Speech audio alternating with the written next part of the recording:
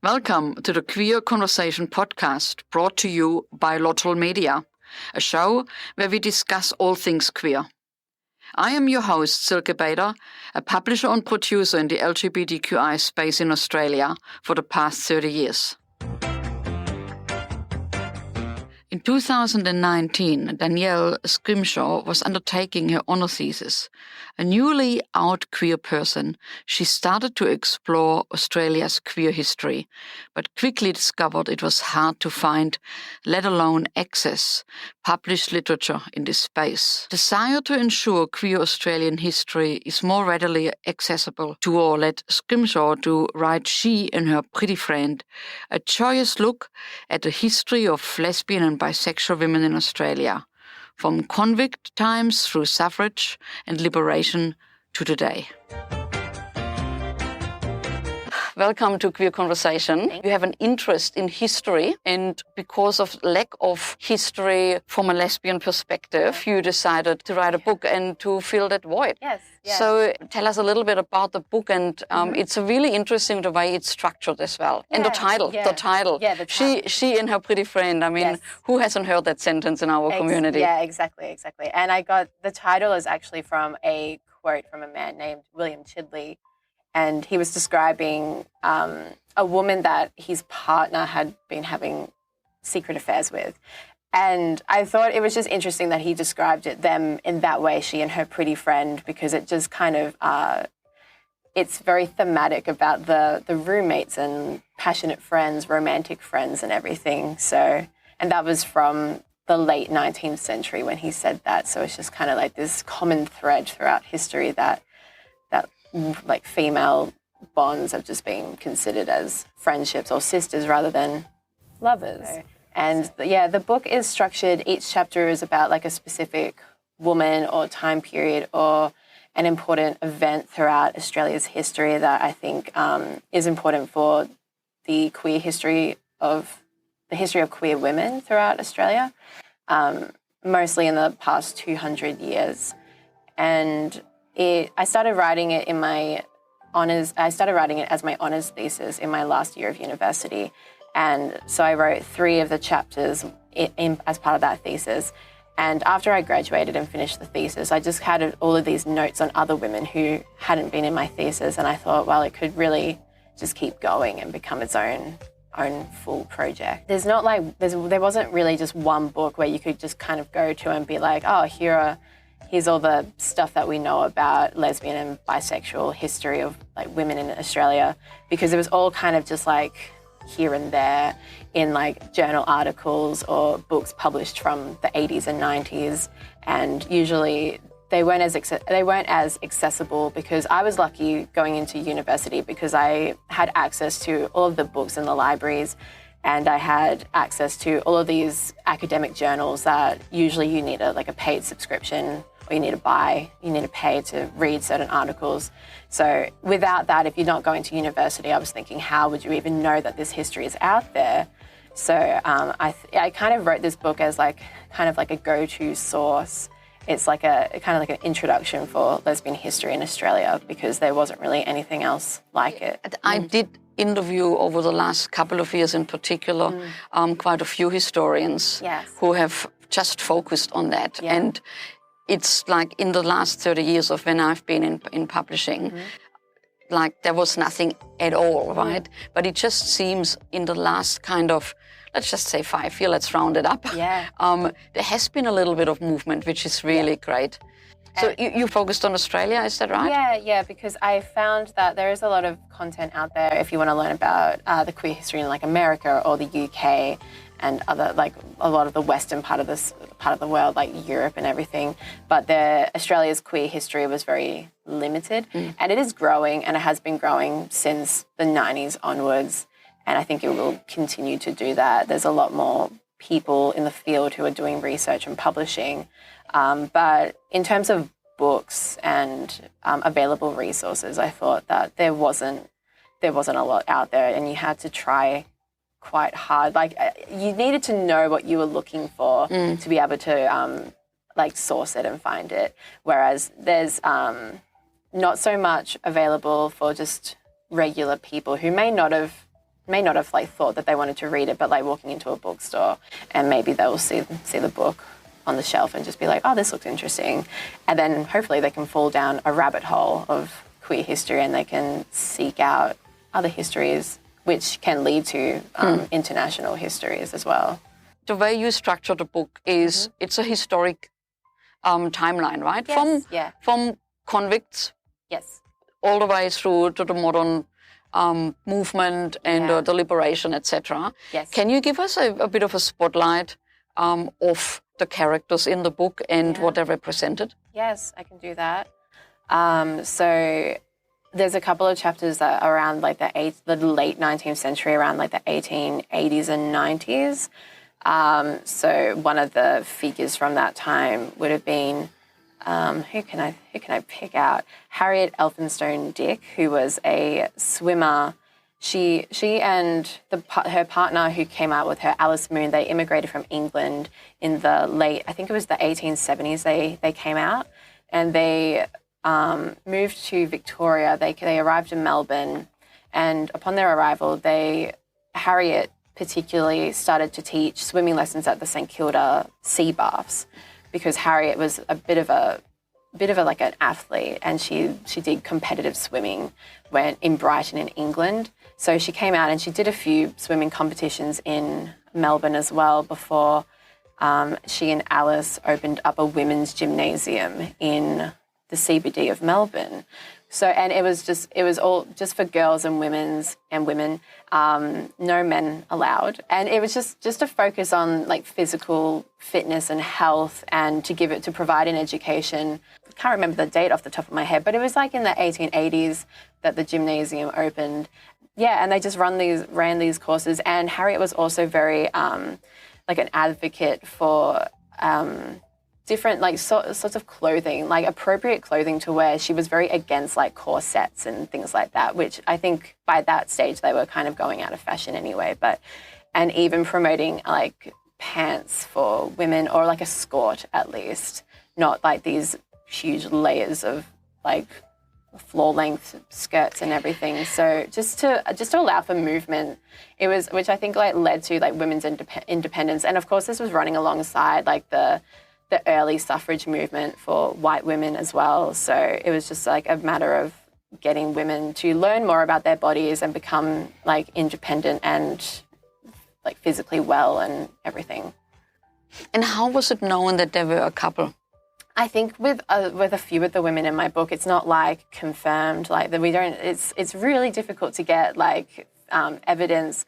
But I think just the matter of like these. Harriet and Alice, they lived together for quite a while, and they ran this business together. They moved a few times within Victoria. They taught lessons in like regional Victoria as well, like Ballarat as well. And I'm not sure about their contemporaries at the time, whether certain people realised that they may have been a romantic partnership, but especially like people now, researchers now kind of look back and think, okay, they were probably together, especially with like Harriet's interest in like women's physical health and everything. Well, not necessarily she had to be a lesbian, but you know, it's just accepted now that there was the potential for a queer relationship. And they did separate at some point. Alice Moon, she moved to Sydney and she became a journalist. Then she died quite young. She lived in Sydney for a few years before dying. And Harriet followed her to Sydney for a couple of years as well. But they lived apart, and Alice kind of led this separate life where she made other friends, and she became like part of this literature community and the journalist community. So. And Harriet wasn't like left in her will or anything. So it kind of seems like something between them happened, or if Alice was just tired of living that life in Melbourne and wanted to seek out her own fate and everything. So it's very interesting. Yeah. And then Harriet returned to Melbourne, and I think she ran another gym with another woman before passing away. So how would you find out those particular details of somebody who is not like who documented her life basically? Or was it diaries that were left? Yeah, or? so neither of them have left diaries, which is always very helpful when someone does leave a diary or like letters behind. But in a lot of cases, that's not the case. Or if there had been letters, I presume it would have gone down the family line and either they've been thrown away or they're just somewhere in someone's basement. But yeah, they were quite prominent public figures at the time because of the gymnasium and their business.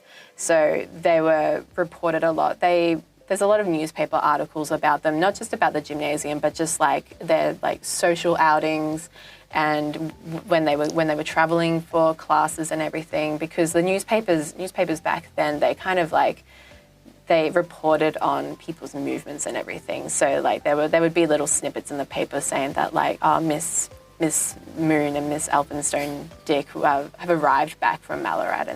So what's another person? Moving on the timeline, maybe mid-1900s after the war maybe, or? Mm-hmm. Yes. So, well, in the mid-century, in the mid-like 20th century, there is a chapter about like queer bars and restaurants and things like that. So I looked at Val Eastwood in Melbourne, who opened a coffee lounge in Swanston Street, Melbourne. She opened that in 1951, and it attracted a lot of queer customers and also theatre goers, because Val came from like a musical background, and she was a dancer herself, and she taught dancing lessons before opening the coffee lounge and going into this other business. So that was very interesting to write about and to read about. So she had this coffee lounge for a few years. There was a piano. They had musical performances. It was open from 10 a.m. to 11 p.m. until the last train left Melbourne. So it sounds delightful. Sounds very fun and vibrant with all these like different sort of characters. And people would come there and dress up, and Val would wear these Italian tailored suits and everything, and like have a cane and everything. Wow. So, yeah. Has there been any other publicity around her?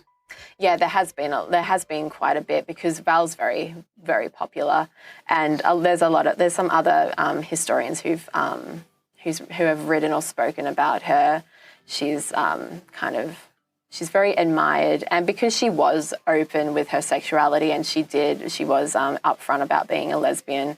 So I think, especially from like the mid 20th century onwards, you find that there was a sort of like identity confirmation and everything. People did come out, and so yeah. So she is popular. There's not like a biography, like a standalone biography, which I think would be interesting with someone like Val. But yeah, she is quite well known within, like, especially with like the older queer community. People still remember, because she also had venues up until like the 1970s. So yeah. What I really love about your book, just chatting with you, is I see or hear that you're not highlighting like really, well-known women, but everyday women who just run a small business and they just, live their life. Yes. So it wasn't like which is really interesting because I guess often you would hear or read about just people who were very famous for whatever reason, right? Yeah. So you're really looking at everyday people. Yeah, it is funny that you say that. Was that your intention, or? I think it's just kind of how it played out, because a lot of the histories that I could find and what had been written about previously were about, like, all of these women have been written about previously by other historians like Sylvia Martin, Ruth Ford, Lucy Chesser, really great historians from like the 90s and 2000s. Their work was published.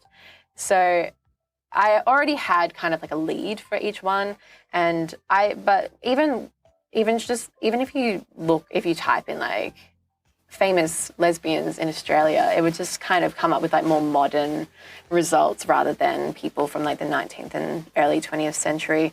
So it just sort of happened that I did notice while I was writing it, like, oh, a lot of these people are either like business owners, or they're academics and writers things like that. Or there's something to do with the theatre. It was very funny, and I think maybe that's just like sort of like a theme. Maybe it kind of like lends itself to I don't know, like an identity sort of thing. But they all kind of like they all seem to appear in certain environments and contexts and everything, which I thought was really interesting.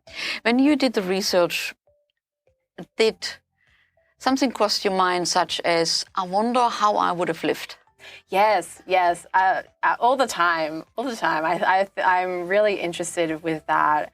And I like write about that in the book as well, because I'm just like, oh, I wonder if I would have been that brave at that time, because writing about like the convicts and everything in the 1840s, and there was usually like these very like troublesome convicts who were like violent or just disobedient, getting drunk or having relationships with other women. So they kind of like extended their sentence as a prisoner because they weren't behaving. And then, of course, there were other convicts who just kind of did what they were told and everything, and just went on with it and tried to get out as quickly as possible and get married and things like that. So I when I was like reading about that, I do wonder, each chapter I wrote, I tried to like put myself in that era and different people's shoes. And the same with like, I wrote about Lillian Cooper and Josephine Bedford, who lived in Brisbane, and Lillian was a surgeon. Josephine worked a lot with like the playground movement. She helped like establish Queensland's first public playground, which is very interesting because I wouldn't have thought about like playground history before. So during the First World War, they went to Siberia to serve in it was the Scottish Women's Hospital or something like that. There was a call out for surgeons to come to Siberia. So because Lillian was a surgeon, she went to the front line, and Josephine worked at Josephine was driving ambulances and maintaining them and everything, and transporting wounded soldiers, and something like that. Again, I was just like, oh, I wonder how I would have been, even like as a civilian, or like. What, like how would I behave or react in like these sort of situations, and even during like the suffragist movement, and even during the 70s gay liberation movement, would I have put myself out there, like being on the street, or I think it all just depends on people's like personal experience as well, and how like their relationship with like their family and work. And because a lot of people, like thinking about the 70s liberation now, a lot of people couldn't come out because they would have lost their job or got kicked out of their rental. So, But back to the question, what would you have done as a convict? Would you be? What would I have done? I think I would have behaved. I think I would have tried, just put my head down and just do what I could to get out of that prison and everything, the female factories. And then I don't know what I would have done after being released, because you're released into this country that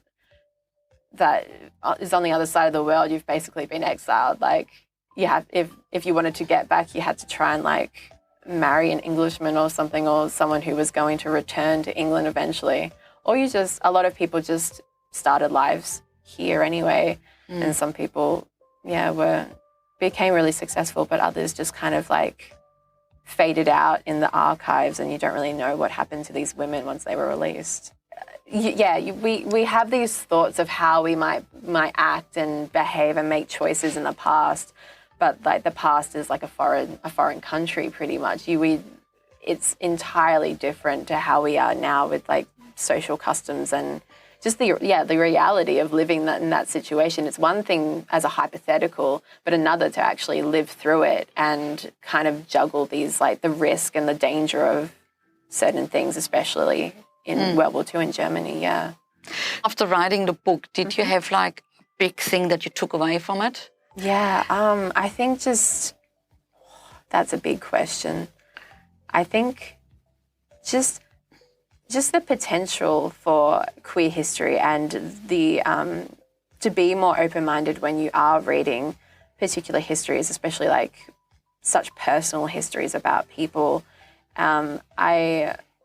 after writing it, I realized that there's still a lot that hasn't been researched and written about, and particularly like a lot of the women in my book are white and middle class of a certain identity, and I thought it would be really interesting to do research on like immigrants or First Nations Australians to get like a better sense. I don't think I would be the person to write those histories, because I need to, we all need to kind of like know what's appropriate and who needs to tell certain stories. But I think there's still a gap, and I kind of hope that after reading this, people would feel inspired to seek out their own stories, to write their personal queer histories, because I also think that each moment is history, right? Because this moment is going to be history in the future. So I feel like we can keep writing queer history right now, and we can also just keep looking for stories from the past, because like my book is not an exhaustive history. There's definitely stories out there. I keep after finalizing the book, I've read about other women. I'm just like, oh, I could have put them in the book, but I was like, I didn't know about them at the time. So I think like there's more out there, I guess. No, that's great. So people can purchase the book online. Is it hardcover only, or is it available as digital? It's it's paperback. You can buy it online or in store, like at Dimmicks or a local independent bookstore. And there's also an ebook version. So we don't have Audible, but there's ebook and hard copy. They can get it. They can order it from like Dimmicks online and other bookstores online. So yeah, if you just look up She and Her Pretty Friend book, then it'll come up. Okay. Well, thank you so much for coming in and sharing this new release of She and Her Pretty Friend. Yeah. Great. Thank you so much. No, you're welcome.